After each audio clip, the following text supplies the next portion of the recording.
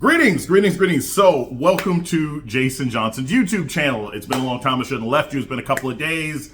You know the routine. At least you should know the routine by now, which is the first minute or so, I'm going to talk about my 3 topics. That's going to be on Instagram. The extended conversation happens to be on YouTube. My YouTube channel, we hit 15,000 this week. Great. We're trying to push it up to 20. So please like, subscribe, and share as I bring you this information and some special surprises. So, here's the thing. This week, there's 3 topics, but it's 3 topics that I think are going to be ongoing. So I want to make sure that these are said very clearly. First off, Tucker Carlson and Ted Cruz. I have a lot to say about Tucker Carlson. I have a lot to say about this interview with Ted Cruz, what it means, why we're talking about it, and what we shouldn't be taking from it. That's the first thing. The second thing is the Los Angeles Lakers have been purchased. And that is a huge thing. I am a sports fan. I have supported LeBron, but this is actually a bigger, more problematic thing that I don't think enough people are paying attention to. And then third, and this is key and frightening and difficult to talk about, is political violence in this country, what we're doing about and what we're not doing about, how we're not discussing it. So those are our 3 things. Remember, like, subscribe, and share, and comment. I love your comments and interactions, especially the ones who've been talking about culture stuff. So let's start off with Ted Cruz and Tucker Carlson. First, I'm going to say this about Tucker Carlson. I'm not a fan of Tucker Carlson.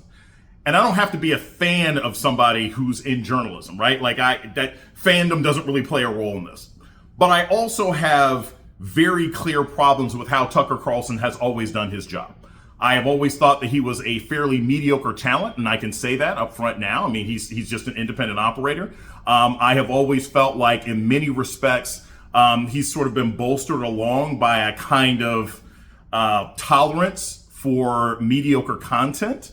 And I'm going to be perfectly candid about that. And also, when he was at his previous job, before he went sort of independent on YouTube X or whatever, he made it a point to routinely attack colleagues of mine, friends of mine, even people who I don't know in journalism, and would consistently sick his racist, angry fans on them. I always knew when I had been on a Tucker Carlson segment on his previous network, because I knew he had some image or some picture of me, because suddenly my email account would get flooded with racist calls and people calling me all sorts of names, calling me the N-word, threatening to kill me, telling me that violence will come to me or my family or people that I know. So I am not a fan of Tucker Carlson. As a journalist, I don't ever think he was a particularly good one. As a commentator, I think he's disingenuous. And as just a human being who had the platform that he had, I think he generally used it to be hostile and petty and evil to people. That's just the reality. That is how I view him professionally and personally and otherwise. I think I've met the man maybe 1.5 times briefly in the hallway at studio, and maybe once other time at Politicon. So I'm getting all that way out the way. Now, the big story that, of course, everybody's been paying attention to this week is that Tucker Carlson sits down and does this interview with Ted Cruz, where you see it on a lot of liberal sites. You see it on some places I respect, like Dear White Staffers, et cetera, et cetera. It's like, ooh, Tucker Carlson blows up Ted Cruz about the war in Israel, and oh my God, I can't believe Tucker did this, da da da da da. Stop it. Can we just stop it? I think this is a desperate problem that has been happening in a lot of media and a lot of commentary in the last couple of years, which is terrible person who has a 90% rating for saying terrible things all the time suddenly says something not terrible or calls out someone who is more terrible, and then suddenly it's like, oh my gosh, this is amazing. No, Tucker Carlson is still the same person who used his platform to lie about COVID. He is still the person who used his platform to lie about he was part of a massive lawsuit at his past network when he talked about voting machines. This is a person who has used his platform to be dishonest all the time. The fact that he happened to do one particular interview with one particular senator that seems to highlight that senator's hypocrisy on a particular issue doesn't make Tucker Carlson okay. It doesn't. And frankly, the journalism itself wasn't that great. And here's why I'm going to highlight that. All Tucker Carlson did when he talked to Ted Cruz is the same disingenuous, bad faith kinds of questioning that he did when he had his larger platforms. Look, I'm not going to get into the war in Iran and Israel right now, or Gaza, or any of those issues. That's another day for another topic. But what I'm going to say is this. To say to Ted Cruz, tell me where in the Bible you get your philosophy from, that's a bad faith question. It doesn't matter. It really doesn't. There is a question that you can ask, which is, hey, Ted Cruz, as a member of the United States Senate and the fact that we are a secular country, is it reasonable that you are using your Christian faith to lead foreign policy? That is a fair and reasonable question. But see, Tucker's not going to ask that question because he too wants foreign policy to be run from his religious perspective. Even if that's not a perspective shared by the millions of people that he's supposed to represent, he doesn't care. Right? So that right off the bat shows that it wasn't a good line of questioning. It's just Senator Ted Cruz wasn't prepared to be asked anything that specific. And Tucker Carlson has always been very good at finding minute details, blowing those up, laughing disingenuously, and claiming that he doesn't understand why the other person has the position that he's in. And the last thing I'll say about this is key, because I also think it's a reason that we shouldn't be particularly impressed or proud or sharing or amplifying this debate that these two, or this discussion, this interview these two had. Tucker Carlson has made it abundantly clear from his trips to Russia and everything else like that he is a huge fan of Vladimir Putin. He is a huge fan of the Russian state. He is a huge fan of the racism, the imperialism, and all sorts of problematic things that are being pushed forward by the current Russian regime. Iran happens to provide weapons to Russia that helps them in their war against Ukraine. So Tucker Carlson's position, or making Ted Cruz look foolish for his position about the current conflict with Iran and Israel, isn't born from some moral clarity. It isn't even necessarily born from a place of some of the people on the alt-right don't like the United States getting involved in international conflict. It is purely out of his loyalty to Vladimir Putin. Let's not be confused. Let's not praise people for doing the bare minimum. And in this instance, the bare minimum wasn't even done. It was just the same old nonsense we've always seen. So that's the first thing. Number two, real quick. The Los Angeles Lakers have been sold. The Buss family, which I don't know if you guys ever watch this. I absolutely loved this show. Shout out to my guy who was one of the writers on the show, head writer of the show. The Lakers Dynasty, Showtime, the Lakers Dynasty that ran on HBO for 2 seasons, which was a fantastic show about the Lakers. I am, of course, a Lakers fan, like most people, we like the brand. I like that LeBron was there. I'm happy that Luka is there. And I had, the same sort of opinion on the Buss family that most other sports fans do. They're a family. They run the team. They've always had the team full of stars. It seems like a good thing overall, right? The sale is not an issue of whether or not it's good for the fans in the short term, because the Lakers have now been sold to the same sort of consortium conglomerate that runs the Los Angeles Dodgers, right? And if you don't care about sports, this is why this matters. And I always tell people this. There's a sportsman aspect to this, which is me, and there's also the sort of practical element.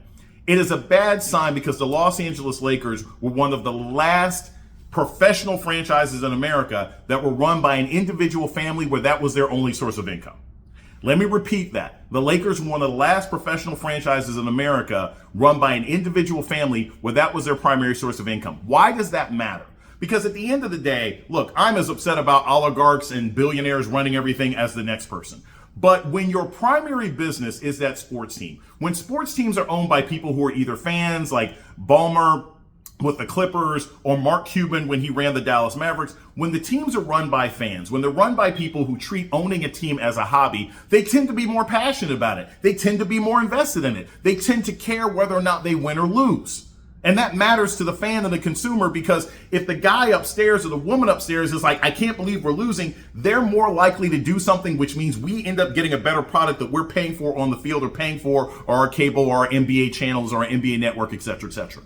When these teams are owned by conglomerates, by private equity companies, there is no individual who really cares. The private equity companies only want these teams because of the branding rights, because of the merchandising sales, and because of what they can do with the real estate. They're not invested in whether or not the team actually does good. Because if the team's going to make money regardless, they don't care. Look at the Cleveland Browns. They don't care. Now, I'm not saying that every single private equity firm or large conglomerate corporation that buys a team is inherently bad. But I will say that as a standard, it is not good for the consumer. You saw what happened with the Dallas Mavericks. This family buys it from the Cubans. They're a right-wing family. They really just want to have some gambling. They want to bring gambling to Texas. They want to possibly move the team to Vegas. And what do? They trade Luka Doncic, one of the best players in the league, because they don't care about the sport. What they care about is the money that comes from having the team. And as a consumer of sports, I want my owners to care as to whether you win or lose. I want to see Jerry Jones up in the booth pumping his fist when Dak Prescott actually throws a touchdown. I want to see Mark Cuban jumping up and down. I want to see them yelling and screaming. I want to see the Mara family. I want to see the people who own the Steelers. You want to see Mickey Arison owning the Miami Heat. You want to see individuals who care about the sports because they're more likely to invest, and then the fan gets a better product. When it's a large corporation, they don't care.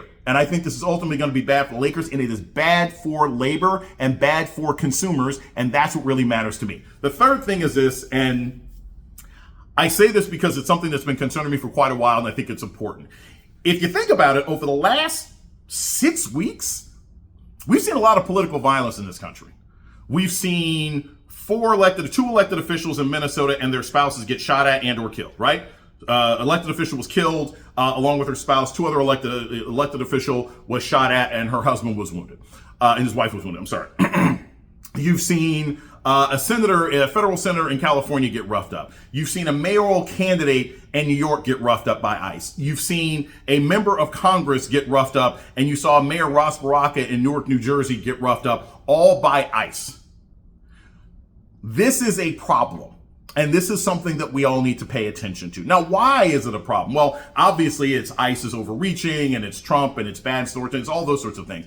But there's a deeper, more problematic thing going on here, which is the idea that this is all being done to get the American people used to the imagery of elected officials getting abused by authoritarian thugs. That's what this is about. They want you to get used to the image of seeing your elected official get thrown down on the ground with their hands behind their backs, being mugged, being handcuffed, being taken this and that and the other. Why?